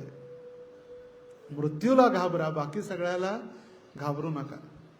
आणि अशा भीतीपोटी आता त्याचा अहंकार, मिथ्या अहंकार, त्याच्या तथाकथित सैनिकांनी, षंड आणि आमरकांनी इतका अहंकार, म्हटले हिरण्यकशिपू घाबरताय कशाला? तुम्ही असं खिन्न होऊन शांत मान खाली घालून बसणं तुमच्यासारख्या राजाला शोभा देत नाही. तुम्ही फक्त ज्यावेळी भुया हलवता त्यावेळी इंद्रचंद्र वरून स्वर्ग सोडून पळून गेले आणि तुम्ही या लहान बालकाला घाबरता. शोभत नाही म्हटले, तुम्हाला राजाला शोभणारं नाहीये. असं जर कोणी सांगणारं असेल तर काय होईल मग? विनाशकाले विपरीत बुद्धी. आणि अशा वेळी हिरण्यकशिपू आपल्या पुत्राचा वध करणार. इतक्यात भगवंत श्री निरकेशरी रूपामध्ये त्याच्या समोर प्रकट झाले. भगवंतांनी त्याचा वध केला. हा सविस्तर प्रसंग वर्तमान अध्यायामध्ये वर्णिलेला आहे. प्रल्हाद महाराजांचे उपदेश ऐकल्यानंतर सर्व दैत्यपुत्र भगवान विष्णूंवर आसक्त झाले. सुरुवात कशापासून झाली? प्रचार. त्याने जर शांत राहिले असते तर एवढा दंड झाला नसता, कुणाला कळालं नसतं. प्रल्हाद महाराजांनी विचार केला, मला जे भगवंतांची भक्ती प्राप्त झालेली आहे ती भक्ती इतरांना सांगणं हे माझं आद्य कर्तव्य आहे. आणि म्हणून गुरु महाराज म्हणतात, प्रचार हे जिवंतपणाचं लक्षण आहे. जर आपण प्रचार करत नाही तर आपण मेलेल्याप्रमाणेच आहे. प्रचार हे काय? जिवंतपणाचं लक्षण आहे. काय गरज होती प्रल्हाद महाराजांना प्रचार करायची? स्वतःला भक्ती करू शकले असते की एकांतामध्ये 64 माळा जप कर, काय गरजच नव्हती प्रचार करायची. सुरुवात जी झाली दैत्यपुत्रांना प्रचार करून, आणि त्यांचा इतका स्ट्रॉंग प्रचार होता की सगळी मुलं भक्त झाले. शिकवण चालू आहे. हिरण्यकशिपू राजनीती, अर्थशास्त्र शिकवलं जायचं. हिरण्यकशिपू भगवंत आहेत, विष्णू आमचे शत्रू आहेत, आणि ब्राह्मण त्या विष्णूंचे जे सैनिक किंवा त्यांचे दास आहेत त्यांची हत्या करणं आपलं आद्य कर्तव्य आहे. त्यांनी केलेले यज्ञ नष्ट करणं आपलं आद्य कर्तव्य आहे. हे शिकवल्या जाणाऱ्या गुरुकुलमध्ये त्यांनी भगवंत विष्णू हे कसे महान आहेत हा प्रचार केला. सगळ्यात पहिलं गुरुकुल जर कोणी चालू केलं तर ते प्रल्हाद महाराजांचं आहे. अहोबिलममध्ये जेव्हा आपण पर्वतावरती चढतो आणि हळूहळू जेव्हा वरती गेल्यानंतर मालोल नरसिंह म्हणून आहेत. त्या मालोल नरसिंहाच्या थोड्याशा पायऱ्या वर चढून आपण जर गेलो उजव्या बाजूला तर त्या ठिकाणी प्रल्हाद महाराजांचं गुरुकुल आहे, ज्या ठिकाणी त्यांनी स्वतः सर्व मुलांना कृष्ण भक्ती शिकवली. तर दैत्यपुत्र जे विष्णूंवर आसक्त झाले, दैत्यपुत्रांची अशी आसक्ती जेव्हा ठळकपणे व्यक्त होऊ लागली तेव्हा त्यांच्या षंड आणि अमर्क या गुरूंना भीती वाटली की ही मुले आता भगवंतांना अधिकच समर्पित होतील. जसं आजकाल मुलं जर हरे कृष्ण मंदिरात जास्त वेळ देऊ लागली तर माता पित्यांना चिंता वाटते. अरे मंदिरात चाललाय, कुठं ब्रह्मचारी होईल, कुठं संन्यासी होईल, घरी वापस येणार नाही. सगळ्यांना भीतीचं लक्षण वाटतं. मंदिरात बघा आम्ही जातो तसंच आहे, कधीतरी एकदा जाऊ, एकादशीला जावा, दर्शन घ्या, दररोज काय ठेवलंय मंदिरात. पण भगवंतांची भक्ती अशी आहे, ती एकदा जर हृदयापासून प्रारंभ केली आणि हृदय शुद्धीकरण झालं तर ते स्वाभाविक स कर्षती इति कृष्ण, स्वाभाविक आकर्षण आहे. जसं गोपींसाठी म्हटलेलं आहे, गोपींना कुठला शनी ग्रह किंवा शुक्र ग्रह, गुरु ग्रह लागला नव्हता, त्यांना कृष्ण ग्रह लागलेला होता. गोपींना भगवंतांना विसरायची प्रॅक्टिस करायला लागायची, भगवंतांना विसरण्यासाठी. आणि तसाच ग्रह आता प्रल्हाद महाराजांना लागलेला आहे. आपल्याला भगवंतांना स्मरण करण्यासाठी प्रॅक्टिस करावी लागते. भगवंतांचं स्मरण होऊ दे म्हणून आपण जप करतो, प्रसाद घेतो, आरतीत येतो, मंदिरात येतो, का? भगवंतांचं स्मरण व्हावं यासाठी. पण गोपी आणि प्रल्हाद हे असे भक्त आहेत, त्यांना कृष्ण ग्रह लागल्यामुळे त्यांना भगवंतांना विसरावं लागायचं. त्यांना जिकडं बघेल नवऱ्यामध्ये सुद्धा कृष्ण दिसायचे, मुलामध्ये कृष्ण दिसायचे, सगळीकडे कृष्णच. आणि म्हणून शुकदेव गोस्वामी म्हणतात त्यांना कृष्ण ग्रह लागलेला होता. तर आता षंड आणि अमरकांना भीती वाटू लागली की आमचं काय होईल, आमची आसुरी शिक्षण संस्था काय होईल, षंड अमर्क शाळा बंद होऊन जाईल. भगवंतांना अधिकच समर्पित होतील अशा प्रकारे भयभीत आणि असहाय्य झालेल्या त्या गुरूंनी हिरण्यकश्यपूची भेट घेऊन त्याला प्रल्हाद महाराजांच्या विष्णू भक्तीच्या प्रचाराचा परिणाम कसा होत आहे हे सांगितले. हे सर्व ऐकल्यानंतर हिरण्यकश्यपूने प्रल्हाद महाराजांचा वध करण्याचा निश्चय केला. अमेरिकेमध्ये जेव्हा श्रील प्रभुपादांनी प्रचार प्रसार प्रारंभ केला त्यावेळी देखील तिथं न्यूजपेपर आणि तिथल्या ॲडव्होकेट लोकांनी कंप्लेंट केली. म्हटले हरे कृष्ण संस्था ब्रेन वॉशिंग करत आहे, लोकांची बुद्धी भ्रष्ट करत आहे. प्रभुपाद म्हटले भ्रष्ट झालेली बुद्धी मी साफ करत आहे. ब्रेन वॉशिंग म्हणजे स्वच्छ करत आहे भक्तीने. वॉशिंग म्हणजे धुवत नाही, याची घाण झालेली होती, अगदी अपवित्र झालेली होती, ती करत आहे. ते खरोखर आहे, मी ब्रेन वॉशिंग करतोय, पण चुकीच्या मार्गाने नाही. म्हटले तुमची मुलं नशा गांजा पिऊन रस्त्यावर पडायची, ते भगवंतांचं नामस्मरण करतायत, त्याच्या पलीकडे काय पाहिजे. पण आता कोर्टमध्ये तक्रार गेलेली आहे, कोर्टात बोलवलेलं आहे. म्हटलं आता आहे ना, वकील करायसाठी पैसे नव्हते आणि वकिलांचा भरपूर खर्च असतो.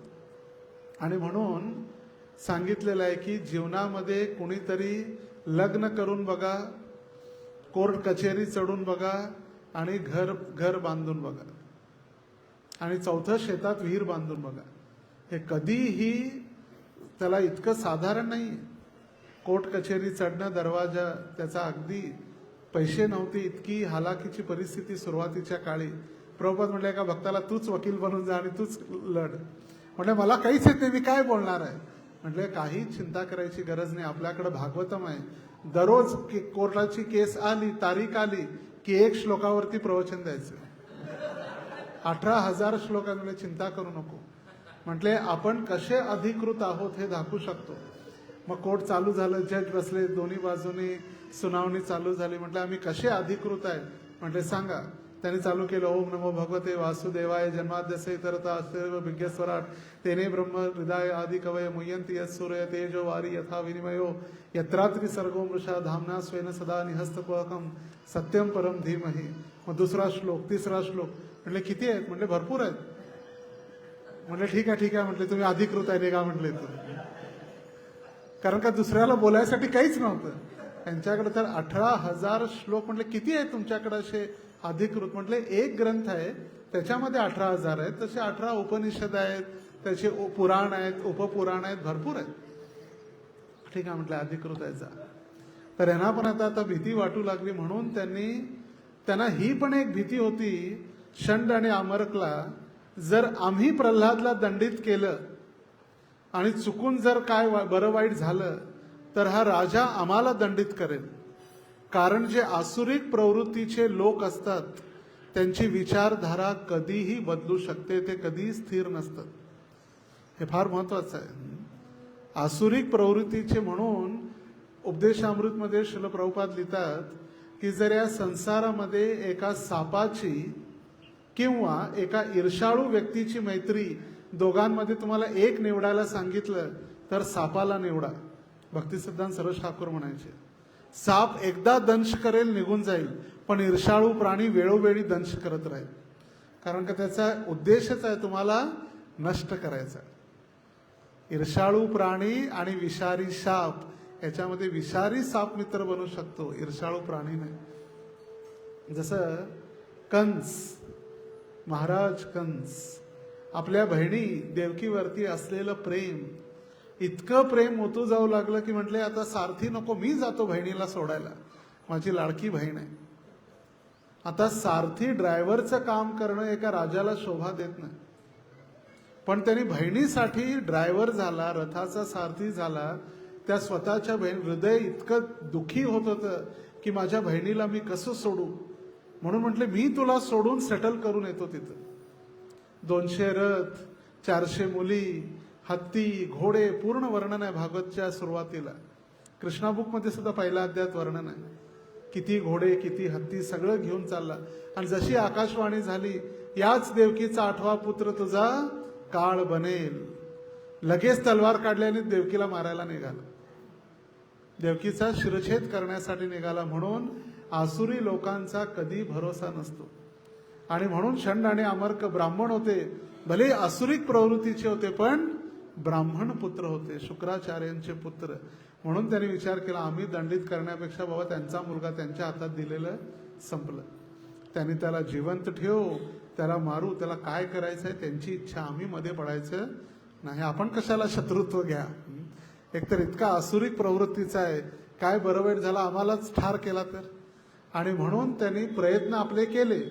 पण राजाचा पुत्र असल्यामुळे आजकाल बघा, शाळेमध्ये असो कॉलेजमध्ये असो, जर कोणी मोठ्या मंत्रीचा मुलगा असेल, पैसेवाल्या कारखानदार बिझनेसमॅनचा मुलगा असेल, टीचर लोक सुद्धा घाबरतात बोलायला, दंडित करायला सुद्धा घाबरतात. वा काहीतरी बरं वाईट आमचं काय करू नये, रात्री आम्ही घरी जाताना घराच्या ऐवजी बोंदल गड्ड्याला पोचू नये, एवढी यांची शक्ती आहे. आणि म्हणून यांनी वापस तुमचा मुलगा तुमच्याजवळ. हे सर्व ऐकल्यानंतर हिरण्यकश्यपूने प्रल्हाद महाराजांचा वध करण्याचा निश्चय केला. त्यावेळी हिरण्यकश्यपू अतिशय क्रोधित होता. प्रल्हाद महाराजांनी त्याला शांत करून त्याचे अनेक प्रकारे सांत्वन करण्याचा प्रयत्न केला. तथापि आपल्या असुर पित्या शांत करण्यास ते अपयशी ठरले. आसुरी वृत्तीच्या व्यक्तीला कधीही आपण प्रचार करू शकत नाही. आणि म्हणून 10 नाम अपराधापैकी 9वा नाम अपराध आहे काय? अश्रद्धाळू व्यक्तीला भगवन नामाच्या महिमेचा प्रचार करणं महत्वाचं आहे. भगवन नामाच्या महिमेचा, भगवन नामाचा नाही, भगवन नाम की महिमा का प्रचार करना. तुम्ही मग विचार प्रश्न असेल, प्रभूजी सगळे तर संसारात ह्या आसुरी प्रवृत्तीचे आहे, मग त्यांना जप तर करायला सांगू शकतो की नाही? आपण जप करायला सांगू शकतो, भगवंतांचं नाव घ्या म्हणून सांगू शकतो, पण नावाची महिमा सांगू शकत नाही. जसं शास्त्रात नावाची महिमा वर्णन करण्यात आलेली आहे की एक व्यक्ती एकदा भगवंतांचं नाव घेतल्यानंतर तो इतके पापाचा पासून रक्षण होऊ शकतं की तो तितके पाप जीवनात करूच शकत नाही. हे ऐकल्यानंतर त्यांना अर्थ आहे असे थोडी नव्हतं, काहीतरी उगीच सांगितलं, दंतकथा आहे, काल्पनिक आहे. मग त्यांच्याकडून हरिनामाप्रती अपराध होऊ शकतो. म्हणून हरिनामाच्या महिमेचा प्रचार करू शकत नाही आपण, पण हरिनामाचा प्रचार करू शकतो. हरिनाम गाऊ शकतो, हरिनाम जप करण्यास सांगू शकतो. आज 2026 चालू आहे. आजपासून बरोबर 50 वर्षापूर्वी 1 सप्टेंबर 1976 साली राधाष्टमी होती. 50 वर्षापूर्वी, आजपासून एक्झॅक्ट 50 वर्षापूर्वी 1 सप्टेंबर 1976 साली श्रील प्रभुपाद राधा पार्थ सारथी मंदिर दिल्लीमध्ये होते.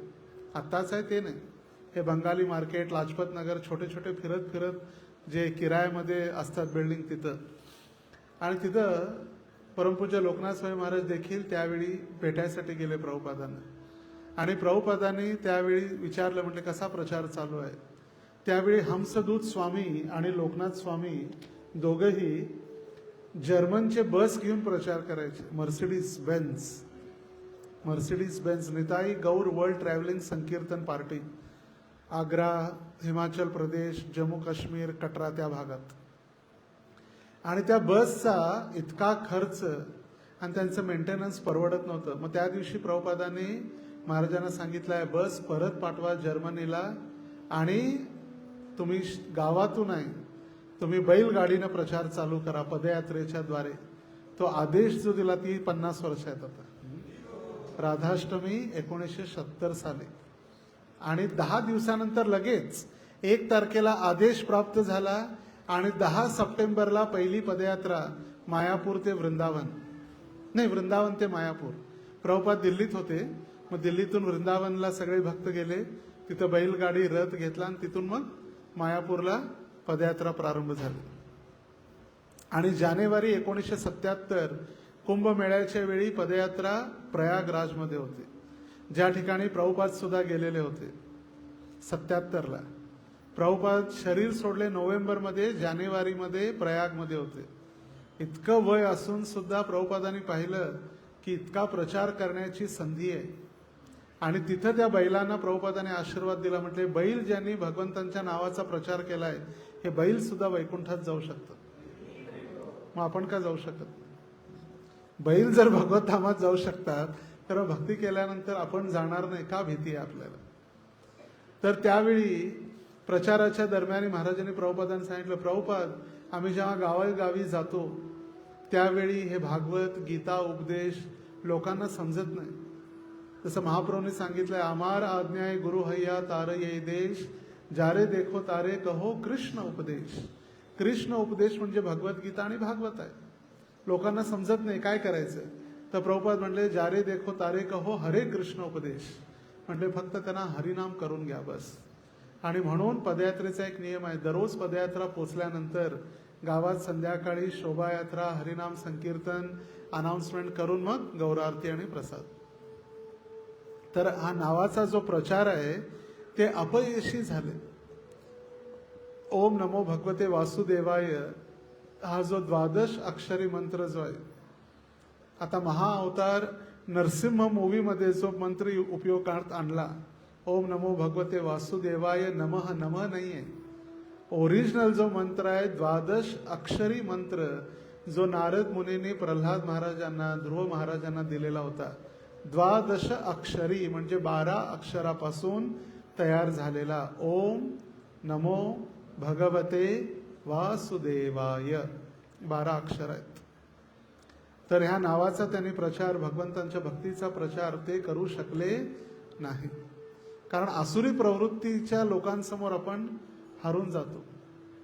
जर भगवंतांच्या कृपेने जर त्यांच्या हृदयामध्ये भक्तीचा एक ज्वाला किंवा एक ठिणगी जरी झाली तरी पुढे जाऊ शकतं. आणि म्हणून भगवंत भगवद्गीतेत म्हणतात की 4 प्रकारचे लोक जे माझ्याजवळ कधी येत नाहीत. आसुरीम भवमाश्रिता, ज्याने आसुरी प्रवृत्तीचा आश्रय घेतलेला आहे. जे 4 प्रकारचे लोक जे आहेत त्याच्यामध्ये वैज्ञानिक आले किंवा जास्त शिकलेले आले, ज्यांची बुद्धी मायेने भ्रष्ट झालेली आहे, आणि असे ज्यांची आसुरी भावमाश्रिता, ज्यांची बुद्धी आसुरिक प्रवृत्तीमुळे नष्ट झालेली आहे, त्यालाच म्हटलं जातं विनाशकाले विपरीत बुद्धी. जसं भगवान श्रीकृष्ण स्वतः द्वारकेहून हस्तिनापूरला आले आणि दुर्योधनाला सांगितलं, म्हटले 5 गावं पाहिजे, देऊन टाक. त्यांना जास्त नाही, किती, फक्त 5 गावं. इंद्रप्रस्थची 5 गावं, त्याच्यामध्ये दिल्ली, गुडगाव, हरियाणा, गाझियाबाद, फरीदाबाद ही गावं जी आहेत आजची, ही 5 गावं त्याने मागितलेली होती. इंद्रप्रस्थ, दिल्ली हस्तिनापूर नाही. आपल्या भक्तांमध्ये कधी कधी भ्रांत धारणा आहे, दिल्ली हस्तिनापूर नाही आहे, दिल्ली इंद्रप्रस्थ आहे. हस्तिनापूर मुझफ्फरनगर, हरिद्वारला जातेवेळी मुझफ्फरनगर म्हणून जो जिल्हा आहे ते हस्तिनापूर आहे. दिल्ली इंद्रप्रस्थ आहे. तर इंद्रप्रस्थची 5 गावं मागितलेली होती.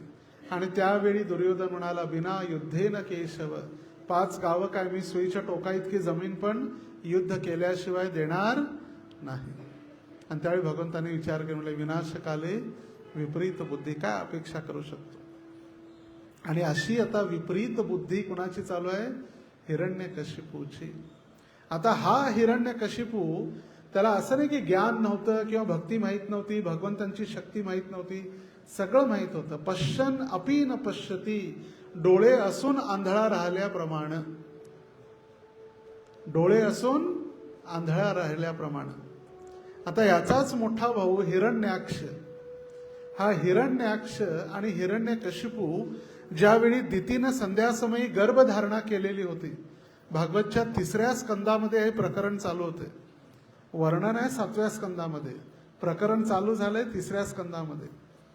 आपल्या कृष्ण भक्तांना, जे आपले इस्कॉनचे भक्त आहेत, कमीत कमी कोणत्या स्कंदामध्ये काय आहे ते तरी माहीत असणं आवश्यक आहे. नाहीतर आपलं काय होणार? परीक्षा असणार विज्ञानाची, आपण पुस्तक घेऊन जाणार गणिताचं. असं होता कामा नये. म्हणून कुठल्या स्कंदामध्ये काय वर्णन आहे ते तरी कमीत कमी माहीत असणं आवश्यक आहे. 3ऱ्या स्कंदात वर्णन आहे ज्यावेळी दिती आणि कश्यप दोघं एकत्रित होते आणि दितीनं जेव्हा पाहिलं तिची बहीण आदिती, तिला मुलं झालेली आहेत आणि देवी देवता आनंदाने राज्य करू लागलेले आहेत आणि मलाही संतान पाहिजे हा हट्ट धरून संध्याकाळच्या वेळी प्रदोष काळ सूर्यास्त जेव्हा होतो, ज्यावेळी शिवजी म्हणजे शंकर आपल्या भूत पिशाची योनींना घेऊन फिरत असतात, राऊंड मारतात. कारण का मर्त्य लोक किंवा पृथ्वी लोक हे त्यांच्यामुळे आहे. दुर्गा देवी त्यांची पत्नी आहे, त्यांच्या अंडर आहे हा. कधी कधी लोकांना वाटतं नाही नाही आम्ही विष्णू भक्त आहे, शिवजींचं काही स्थान नाही. नाही, हे सुद्धा एक अपराध आहे. शिवजींना सांभाळण्यासाठी दिलेली ही मोठी जबाबदारी आहे. आणि जसं पोलीस दररोज संध्याकाळी रात्री राऊंडला जातात, तसं शिवजी दररोज संध्याकाळी राऊंडला जातात, तिन्ही सांजेच्या वेळी. आणि त्यावेळी ही दिती इतकी आसक्त झाली, म्हणजे मला आत्ताच संतान प्राप्ती पाहिजे. कश्यपाने समजावून सांगितलं, म्हटले नाही ही चुकीची वेळ आहे, थोडा वेळ म्हटले नाही. माया जवनिका छन्नम, मायेमुळे अधीन झालेली कामातुराणाम न भयम न लज्जा. काम वासनेमुळे अधीन झालेला व्यक्ती त्याला भय ना लज्जा. आणि तिने अट्टाहास धरल्यामुळे संध्याकाळच्या वेळी गायत्री किंवा तिन्ही सांजेच्या वेळी आपण जेव्हा दिवा लावतो, त्या दिवे लावायच्या वेळी त्यांनी संग केल्यामुळे त्यांना हे 2 पुत्र जन्माला आले. ज्यावेळी संग झाला, दोघं एकत्रित झाले, आचार्य वर्णन करतात सगळ्यात पहिला गर्भाधान संस्कारामध्ये हिरण्यकशिपू पोटात गेला तिच्या. वीर रस व किती आचार्य डिटेलमध्ये सांगतात. आपण वाचत नाही, आपलं दुर्भाग्य आहे. भागवत किती अगदी म्हणजे पूर्ण रूपेण वर्णन करते. ज्यावेळी दोघांनी संग केला, त्या वीर्याद्वारे तिच्या गर्भामध्ये सगळ्यात पहिला प्रवेश झाला हिरण्यकशिपूचा आणि दुसरा हिरण्याक्षचा. पण जन्म घेताना पहिला हिरण्याक्ष आला आणि नंतर हिरण्यकशिपू आले. आणि म्हणून हिरण्याक्ष मोठा भाऊ झाला आणि मोठ्या भावाचा पहिला वध केला भगवंतांनी वराह देवांच्या अवतारामध्ये. तर वराह देवांनी जेव्हा हिरण्याक्षाचा वध केला, त्यावेळी हा हिरण्यकशिपू आपल्या आईला दिती, हिरण्याक्षची पत्नी, हिरण्यकशिपूची पत्नी सगळे छाती ठोकून रडत जे होते घरामध्ये बसून, आमचा मोठा मुलगा गेला, मोठा मुलगा गेला. ते रडणं पाहून हिरण्यकशिपू महाराज उपदेश देतात. म्हटले रडायले, आत्मा शाश्वत आहे, शरीर नश्वर आहे. पूर्ण भगवद्गीतेचं ज्ञान, जातस्य ही ध्रुवो मृत्यू ध्रुवम जन्म मृतस्य च तस्मात परिहार्येथे नत्वम शोचितुमर्हसी. जो बुद्धिमान व्यक्ती आहे कधीही विचलित होत नाही आणि दुखी होत नाही. हे मनुष्य शरीर एका कपड्याप्रमाणे वासांसी जीर्णानी यथा विहाय नवानी गृह्णाती नरोपराणी तथा शरीराणी विहाय जीर्णान्य अन्यानी संयाती नवानी देही. जसं भगवद्गीतेत 2ऱ्या अध्यायात वर्णन करतात, जसं एखादा व्यक्ती आपले जुने आणि फाटलेले कपडे त्याग करून नवीन कपडे धारण करतो, तसा एक आत्मा जीर्ण झालेला आणि जुनं शरीर त्याग करून नवीन शरीर धारण करतो. श्लोक वेगळा असेल पण भाव तोच होता हिरण्यकशिपूचा. आणि ऐकल्यानंतर वाटेल किती महत्वाचं आहे. आणि त्यावेळी हिरण्यकशिपू किती पंडित आहे, तो पंडित हिरण्यकशिपू सांगू लागला की जसं तुम्ही आता रडताय तसं पूर्वीच्या काळी सुविनर प्रांताचा राजा, तेव्हा ज्यांनी शरीर सोडलं त्यावेळी त्याची पत्नी आणि त्याचे घरचे रडत होते. सुविनर प्रांताचा राजा. आणि त्यावेळी त्याला अग्निसंस्कारसाठी घेऊन जात नव्हते, म्हणून यमराजांना स्वतः प्रकट व्हावं लागलं. आणि यमराज एका लहान बालकाच्या रूपामध्ये येऊन त्यांच्या घरच्यांना समजून सांगत होते. सुयज्ञ, सुविनर प्रांतचा राजा सुयज्ञ. आणि स्वतः यमराज एका लहान बाळाच्या रूपामध्ये येऊन बालकाच्या रूपामध्ये सांगितले, म्हणजे शरीर नश्वर आहे. आणि हिरण्यकशिपू उदाहरण देते, म्हटले काय, जसं आता उन्हाळ्याच्या दिवसामध्ये आपण प्याऊ ठेवतात, प्याऊ पाण्याची व्यवस्था केली जाते. काही लोक येतात, त्यांची ओळख होते, तुम्ही कुठले, आम्ही नरसी घरकुलचे, तुम्ही कुठले, आम्ही जुन्या घरकुलचे, आमची ओळख होते. 2-5 मिनिटं बसतात, पाणी पितात आणि निघून जातात. आणि हिरण्यकशिपू सांगतोय की जे शरीर प्राप्त झालेलं आहे हेही त्या प्याऊ जवळ येणाऱ्या लोकांसारखं आहे. आपण शरीरात जन्म घेतो, आपली ओळख होते, नाते गोती जमतात आणि आपण शरीर सोडून निघून जातो. आणि हा हिरण्यकशिपू आता नारायणाला मारण्यासाठी चाललेला आहे. बघा किती म्हणजे ज्ञान, पण त्या ज्ञानाचा विज्ञानामध्ये रूपांतर नाही झालं तर ते ज्ञान सुद्धा त्यांना महाग पडलं. रावणाकडे ज्ञान नव्हतं असं नाही, रावण सुद्धा अगदी प्रकांड पंडित होता, शिवजींचा भक्त होता. शिवजींचा भक्त म्हणून काही लोक रावण संहितेचा अभ्यास करतात. रावण संहिता, रावणाचं प्रकांड ज्ञान. पण आता प्रल्हाद महाराजांना मारण्यासाठी त्याची पराकाष्ठा स्वतःच्या मुलाला हत्या करण्याचा प्रयत्न, ब्रह्महत्येचं पाप, आणि ते भगवंत घडू देणार नव्हते. आणि जसं मी काल सांगितलं, भगवंत तिथं त्याला थांबवले, पण ज्या आतड्याने भोजन केलं हिरण्यकशिपूने, त्या आतड्याने ते भोजन स्वीकारलं, त्या आतड्याद्वारे त्याच्यामध्ये पाचन क्रिया झाल्यानंतर जाठर रस तयार झाला, रक्त तयार झालं, मज्जा तयार झाली, ते वीर्य तयार झालं, आणि त्या वीर्यापासून प्रल्हाद महाराजांचा जन्म झाला. म्हणून त्या आतड्या भगवंताने आपल्या गळ्यात घातल्या. किती महान भक्ताच्या आतड्या, ज्या आतड्यांपासून जन्म झाला. आणि अशा भक्ताला मारण्यासाठी भगवंत परवानगी देतील का? कधीच नाही. हिरण्यकशिपू स्वभावताच असुर असल्यामुळे त्याने मी भगवान विष्णूपेक्षाही श्रेष्ठ आहे असे घोषित केले. पण प्रल्हाद महाराज त्याला आव्हान देत म्हणाले, तुम्ही निश्चितच परमेश्वर नाही. काय डेअरिंग आहे! इथं फक्त भुया हल्ल्या तर देवी देवता पळून गेले, स्वर्ग सोडून सगळे दास झाले. ब्रह्माजी सुद्धा त्यांचे दास बनून सेवा करत होते. आणि घरातला त्यांचा मुलगा म्हणजे किती मोठ्या अहंकाराला ठेच पोचवायसाठी. आणि एवढा मोठा अहंकार, साधारण 5 वर्षाचं बालक, तेही स्वतःचा मुलगा कष्ट देतो, म्हणजे किती अहंकार नष्ट होत असेल, किती अभिमानाला पीडा होत असेल. आपल्याला काय नसलं, आपण कित्येक ब्रह्मचारी झाल्यानंतर सुद्धा शेविंग करतो, केस काढतो. ज्ञान आहे की केसामध्ये सगळ्यात आसक्ती आहे, केसच सगळ्यात पहिला जळून जातात स्मशानामध्ये, सगळं ज्ञान आहे, तरी सुद्धा जर कोणी टकल्या म्हटलं तरी राग येतोय. आणि इथं संपूर्ण त्रिभुवन ज्यांनी 14 लोकांवरती विजय प्राप्त केलेला आहे.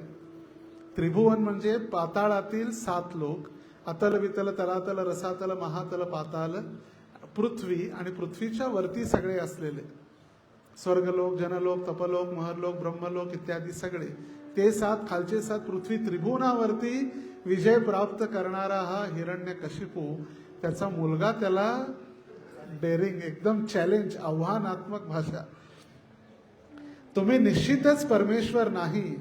पुढे प्रल्हाद महाराज भगवंतांची स्तुती करत म्हणाले, भगवंत सर्वव्यापी आहेत. या अस्तित्वातील प्रत्येक गोष्ट त्यांच्या नियंत्रणाखाली आहे. या विश्वामध्ये त्यांच्या समान अथवा त्यांच्यापेक्षा श्रेष्ठ असा कोणीही नाही.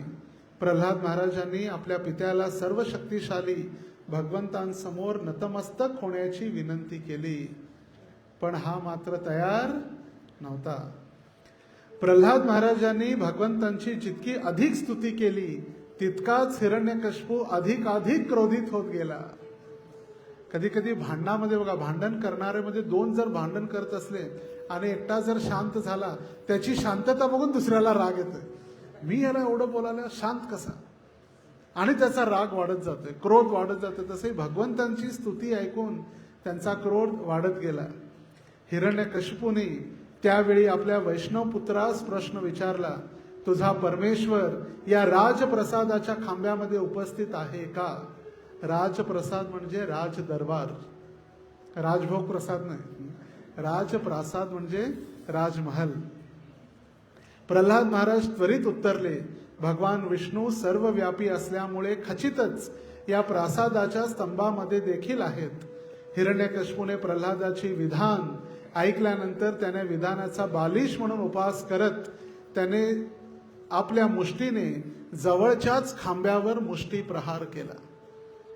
जवळच्याच एका खांब्यावरती त्याने आपल्या हातानंच मुष्टी प्रहार केला. त्याला वाटलं काय पागल बडबडाले, इथे थोडी नारायण असणार. पण विठ्ठल या शब्दाचा अर्थच आहे विश्वामध्ये ठसून लपलेला.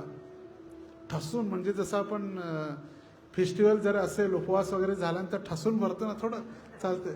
आ कंठ, जसं गुरु महाराज आ कंठ म्हणजे आ केल्यानंतर इथं प्रसाद दिसायला पाहिजे, त्याला म्हटलं जातं आ कंठ. असं बोट घातलं तरी ते लागायला पाहिजे प्रसाद. आ कंठ, आ कंठ म्हणजे आ कंठ, इतका प्रसाद.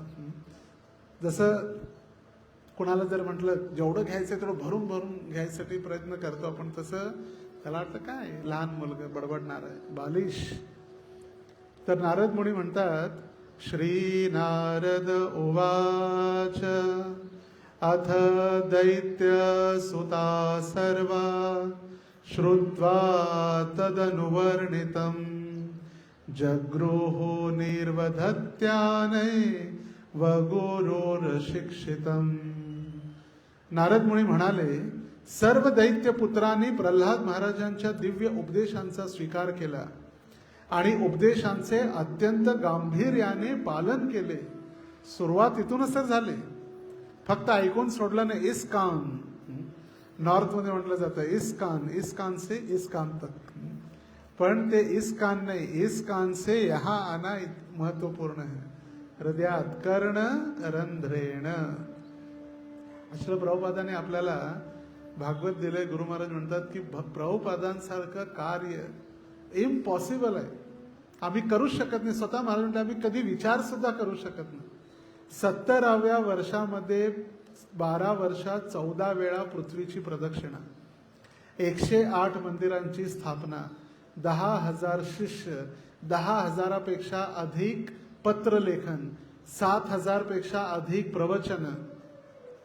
आपल्याला काढते जे भौतिकवादी व्यक्ती किंवा नवीन व्यक्तीला सांगा प्रभुपादांनी प्रचार केला किंवा प्रभुपादांचं प्रचार कार्य, त्याला काय दिसतंय?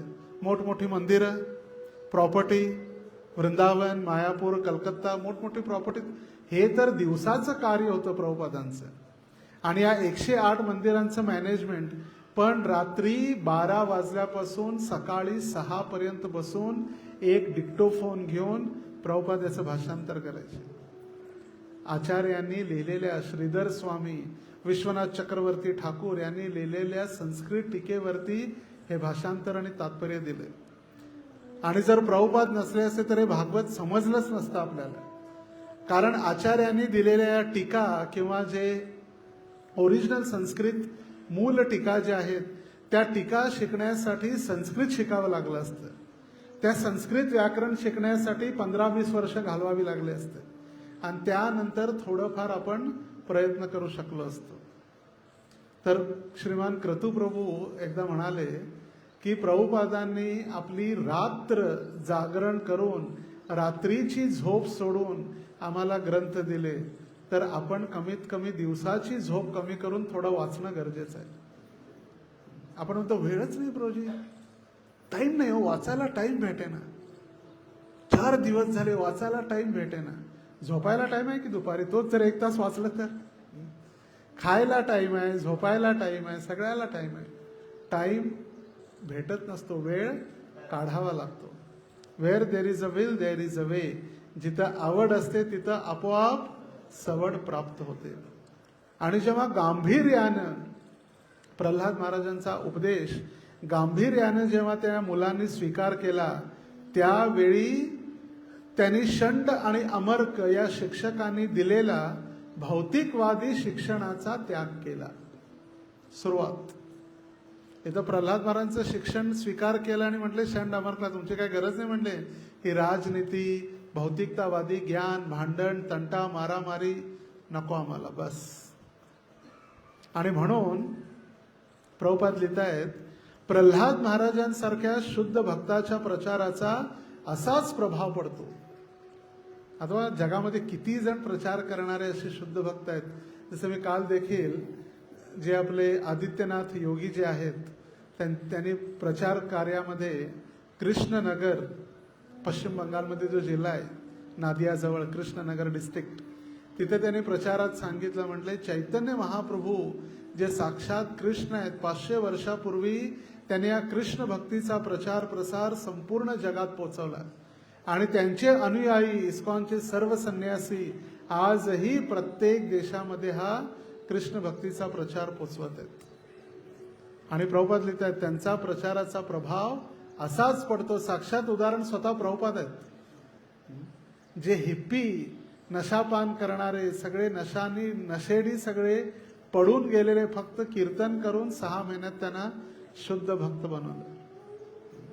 प्रभुपाद लिहितात एखादा भक्त जर गुणवत्ता प्राप्त प्रामाणिक कृष्ण भावनेच्या मार्गाविषयी उत्सुक गंभीर आणि आध्यात्मिक गुरुच्या उपदेशांचे पालन करणारा असेल तर त्याने केलेला प्रचार परिणामकारक ठरू शकतो.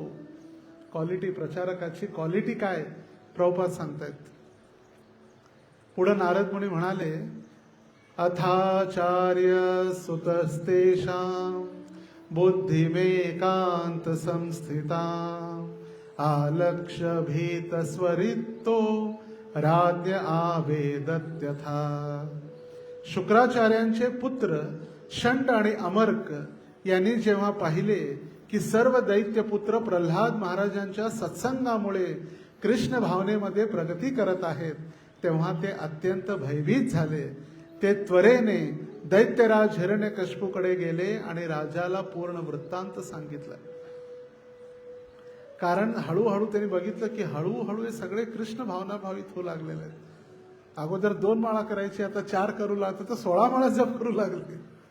16 माळा जप करू लागले. आता दीक्षेसाठी पण तयार होतील आणि नारद मुनी येऊन त्यांना दीक्षा पण देतील, ही पण भीती. कारण शंड आणि अमरकांची शक्ती जर कमी पडली शिक्षणाची तर पुन्हा नारदांची शक्ती. कारण नारदांच्या शक्तीद्वारे गर्भावस्थेमध्ये असलेल्या कयाधूच्या पोटामध्ये प्रल्हाद महाराजांनाही भगवंतांची शुद्ध भक्ती प्राप्त झालेली आहे आणि त्या नारदांमुळेच हा प्रचार हळूहळू वाढू लागलेला आहे. आपल्या वैदिक सभ्यतेमध्ये किंवा गौडीय परंपरेमध्ये नारदांचं स्थान अगदी श्रेष्ठ आहे. भगवंतानंतर ब्रह्माजी नारद त्यांना सुद्धा भगवंत म्हटलेलं आहे. ब्रह्माजी नारद आणि शिवजी यांना सुद्धा भागवतमध्ये भगवान किंवा भगवंत म्हणून त्यांना संबोधित केलेलं आहे.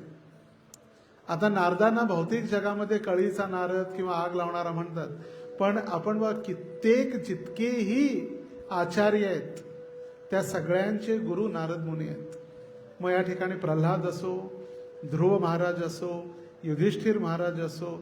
आता जो प्रसंग जो चालू आहे 7वा स्कंद हिरण्यकश्यपूची कथा, ही कथा राजसूय यज्ञामध्ये नारद मुनी, युधिष्ठिर महाराज, पांडव, द्वारकाधीश कृष्ण सगळेजण बसलेले आहेत आणि यज्ञाच्या त्या प्रदेशामध्ये सर्वजण एकत्रित येऊन त्यांचे मुख्य युधिष्ठिर महाराज नमस्कार करतायत. नारद मुनी, आपण महान आहात, आपण संन्यास घेतलेला आहे, आपण भगवंतांचे शुद्ध भक्त आहात, आपण आम्हाला काहीतरी सांगा. कारण आम्ही या संसारामध्ये मूढधी म्हणजे संसारामध्ये मूर्ख झालेलो आहोत. मूढ म्हणजे मूर्ख, धी म्हणजे महामूर्ख. महामूर्खाप्रमाणे या संसारात आसक्त झालेलो आहे. बाजूला बसलेले कोण आहेत? रुक्मिणी, द्वारकाधीश. आणि द्वारकाधीश म्हणतात सांगा, जरा सांगा काहीतरी. यांचे तर 5 जणांमध्ये 1 पत्नी आहे, माझ्या तर 16,108 आहेत. किती आसक्त आहे मी, काहीतरी मार्गदर्शन करा. मूढधी, युधिष्ठिर महाराज म्हणतात मूढधी, या संसारात मी आसक्त असलेल्या माणसानं कसं भगवंतांच्या चरणी आश्रय प्राप्त करावा हे सांगा. हे सांगते वेळी हे पूर्ण उपाख्यान चालू आहे आणि त्या सांगण्यामध्ये भगवंत कसं समदर्शी आहेत, पक्षपात कसा करत नाहीत. समदर्शी भगवान 7व्या स्कंदाचा पहिला अध्यायच आहे, समदर्शी भगवान. कारण प्रश्न विचारला गेला, प्रत्येक वेळी भगवंत देवतांची साईड घेतात आणि असुरांना मारतात, म्हणजे भगवंत पक्षपात करतात. आणि हे सांगण्यासाठी शुकदेव गोस्वामी म्हणतात नाही, भगवंत असुर कुळामध्ये जन्म घेतलेल्या मुलाचंही रक्षण करतात. हे सांगायसाठी प्रल्हाद महाराजांचं उपाख्यान देतात. म्हणजे कुठून कुठं श्रंखला आहे. युधिष्ठिर महाराज नारद मुनी, नंतर परीक्षित महाराज शुकदेव गोस्वामी, आणि आता या ठिकाणी नारद मुनींचा प्रल्हाद महाराजांचा संवाद.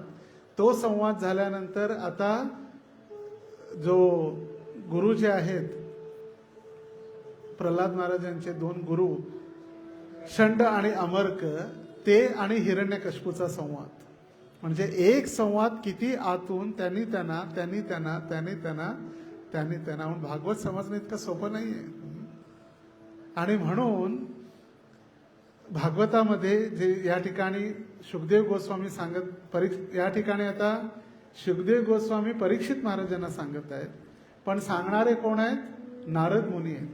नारद मुनी युधिष्ठिर महाराजांना सांगत आहेत. शुक्राचार्यांचे ज्या पुत्रांनी पाहिलं की हळूहळू भक्ती करू लागलेला आहे, आणि त्यांनी लगेच जाऊन हा संपूर्ण वृत्तांत राजाला सांगितलेला आहे.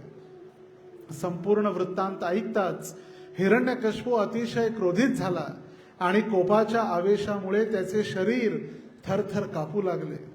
त्याची बीपी हाय झाली. रागाच्या बरोबर जेव्हा बीपी हाय होते व्यक्ती थरथरू लागतो क्रोधामुळे. त्याने शेवटी प्रल्हाद महाराजांचा वध करण्याचा निश्चय केला.